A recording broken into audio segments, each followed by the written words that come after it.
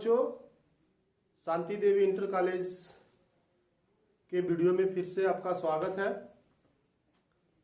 आज हम आपको पढ़ा रहे हैं निर्देशांक ज्यामिति कक्षा 10 का। जैसा कि पिछले वीडियो में हमने आपको बताया था कि किसी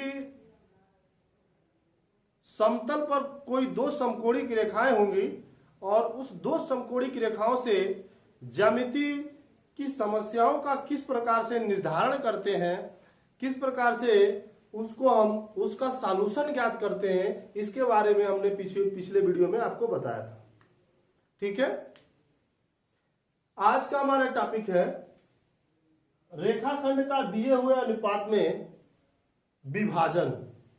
ठीक है, रेखाखंड का दिए हुए अनुपात में विभाजन। आज हम पढ़ेंगे अंतः विभाजन और वाह्यता विभाजन। जब दो बिंदुएं होंगी, उनको कोई रेखाखंड को अंतः विभाजित करेगा तो उसके लिए क्या फार्मूले होंगे, या वाह्यता विभाजित करेगा तो उसके लिए क्या फार्मूले होंगे, इसके बारे में आज हम लोग पढ़ेंगे। ठीक है, चलिए हम शुरू करते हैं। जैसे कोई एक रेखाखंड मान लेते हैं P और दूसरा एक बिंदु Q से बना हुआ है, यानी कि कोई एक रेखाखंड PQ है जिसमें P के निर्देशांक क्रमशः x1, y1 तथा Q के निर्देशांक क्रमशः x2, y2 है। ठीक है ना। और इसको कोई एक बिंदु मान लेंगे, R मान लेंगे, M मान लेंगे, N मान लेंगे। कोई एक बिंदु जो है इसको अंतः विभाजित कर रहा है किस अनुपात में, R मान लेंगे। वो R बिंदु है जो इसको अंतः विभाजित कर रहा है, विभाजित कर रहा है। और किस अनुपात में विभाजित कर रहा है, M1 और M2 के रूप में, M1 संबंध M2 के रूप में इसको विभाजित कर रहा है। ठीक है ना।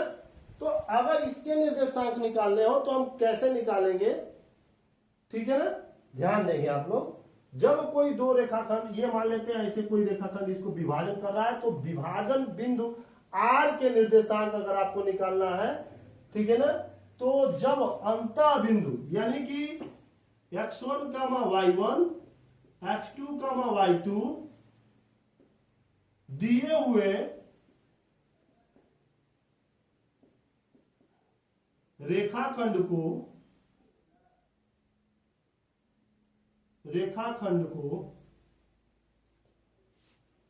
R बिंदु पर अंतः विभाजन करे तो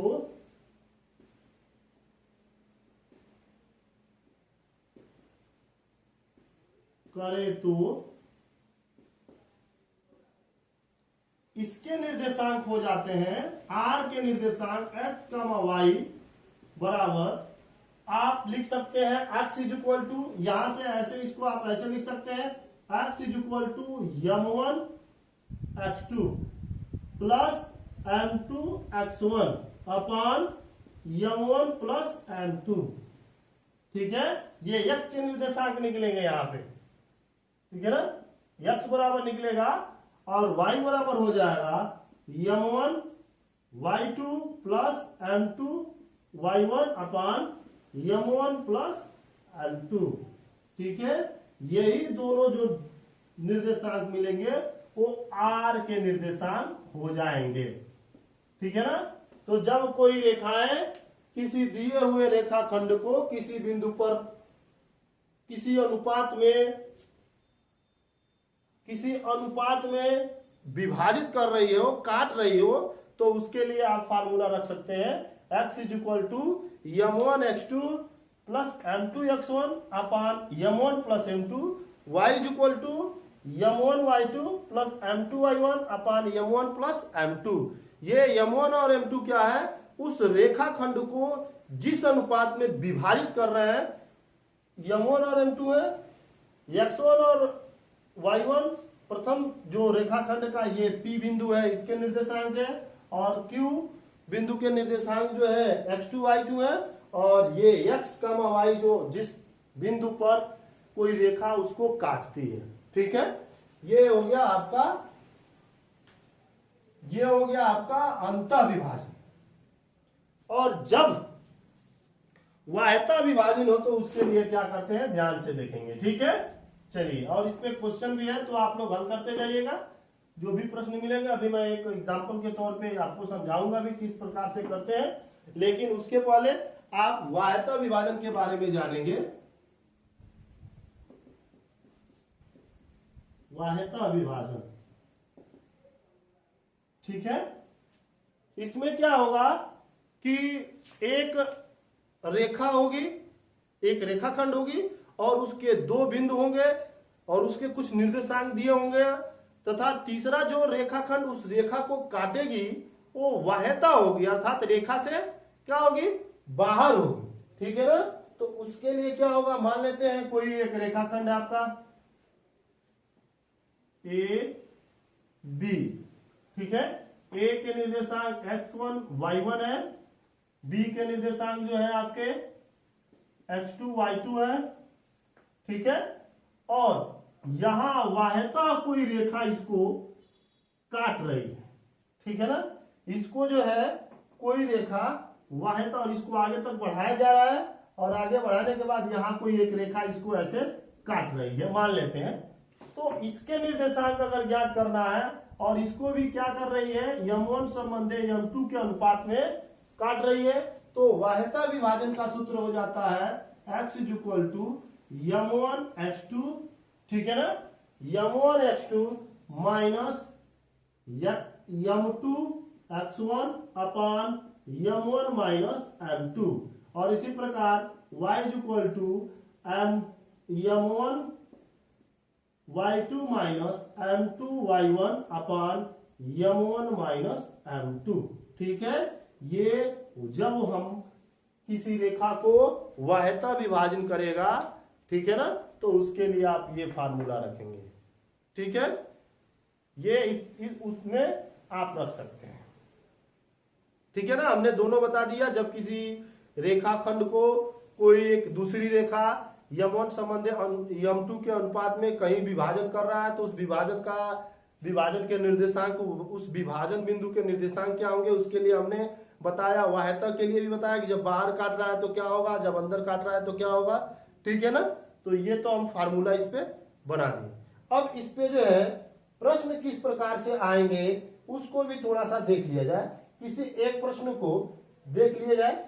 ठीक है ना, चलिए एक प्रश्न कोई हम एग्जाम्पल लेते हैं या कोई भी एक प्रश्न हल करेंगे यहां से।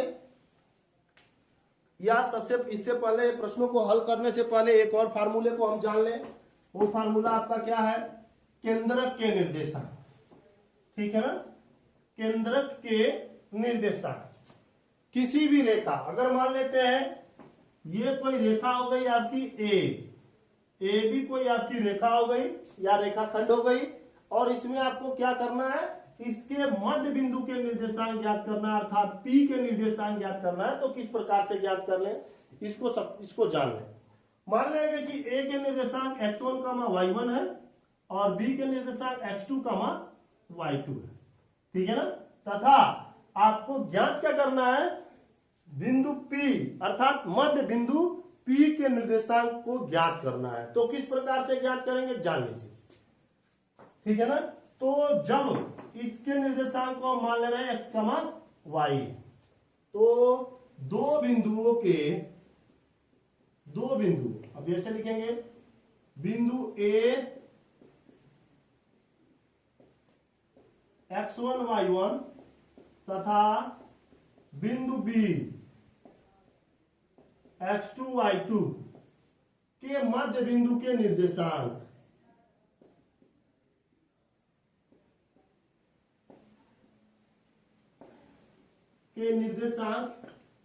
x बराबर x1 प्लस x2 अपान 2 और y बराबर y1 प्लस y2 अपान 2, ये हो जाते हैं आपके मध्य बिंदु के निर्देशांक। ठीक है, ये आपके हो जाते हैं मध्य बिंदु के निर्देशांक। तो इस प्रकार से हम किसी भी दी हुई रेखा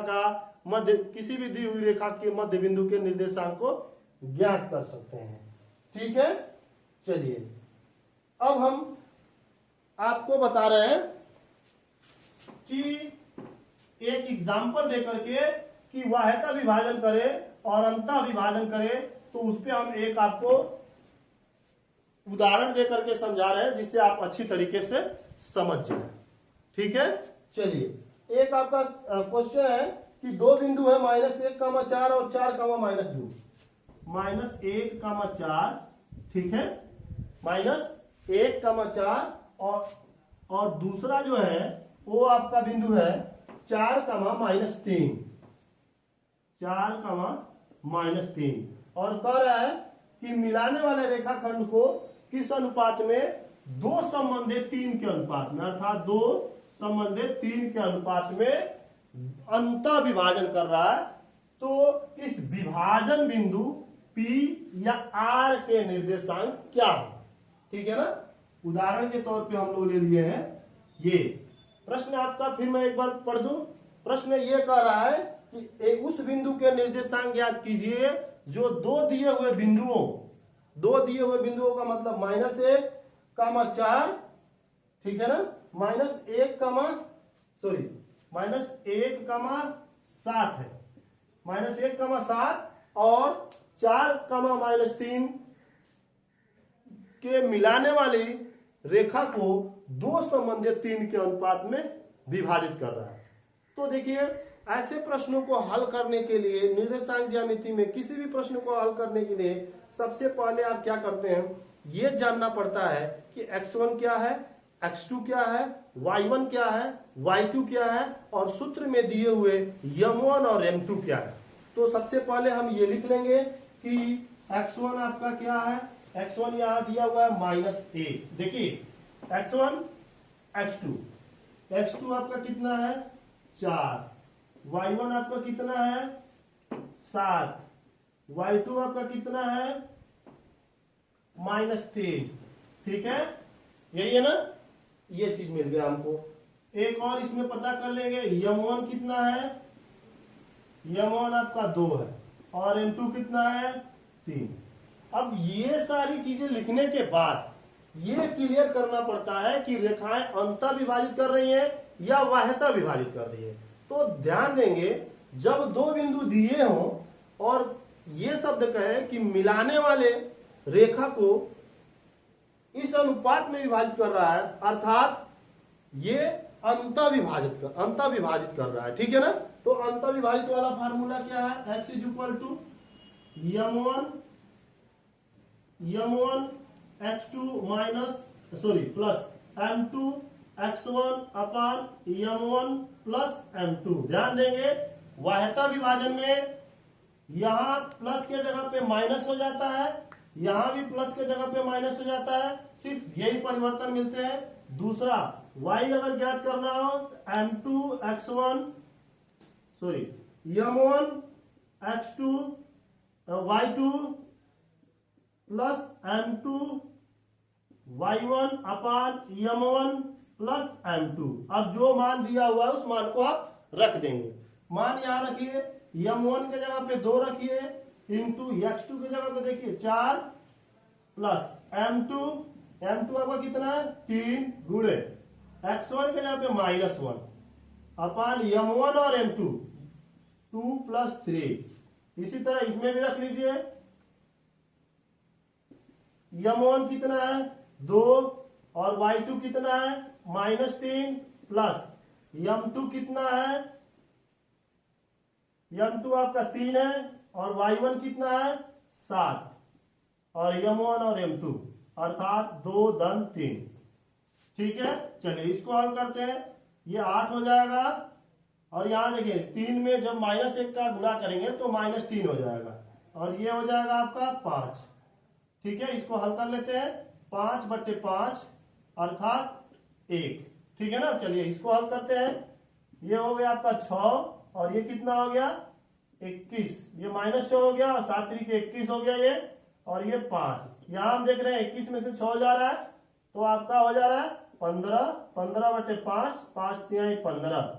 यानी कि इस बिंदु P के निर्देशांक मिल गया हमको 1,3।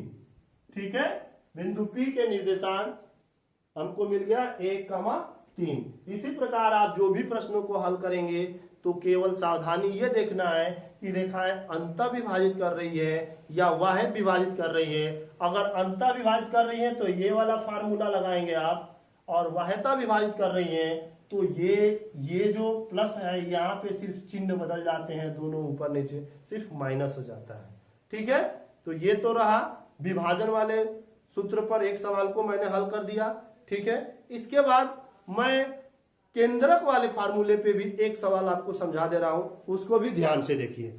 ठीक है, चलिए